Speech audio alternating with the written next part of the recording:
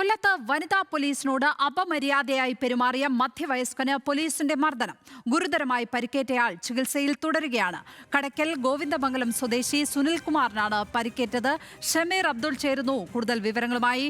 ഷമീർ, എപ്പോഴായിരുന്നു ഈ സംഭവം നടന്നത്? എന്തൊക്കെയാണ് ലഭിക്കുന്ന വിവരങ്ങൾ? ലക്ഷ്മിത്മ, കഴിഞ്ഞ ദിവസം വൈകിട്ടോടുകൂടി ഇയാൾ മദ്യപിച്ച ശേഷം കടയ്ക്കൽ പോലീസ് സ്റ്റേഷനിൽ എത്തുകയും അവിടെ ഉണ്ടായിരുന്ന വനിതാ പോലീസ് ഉദ്യോഗസ്ഥരോട് അപമര്യാദയായി പെരുമാറുകയും ചെയ്തു. പിന്നീട് സ്റ്റേഷനിലുണ്ടായിരുന്ന പോലീസുകാരും വനിതാ പോലീസുകാരും ചേർന്ന് അയാളെ ക്രൂരമായി മർദ്ദിച്ചു എന്നാണ് ഇയാളുടെ പരാതി. ഇയാളുടെ കാലിലും ശരീരത്താകമാനവും അടിയേറ്റ പാടുകളുണ്ട്. ഇതിനിടയിൽ ഇയാൾ ചികിത്സയ്ക്കായി കടയ്ക്കൽ താലൂക്ക് ആശുപത്രിയിലേക്ക് പോയി.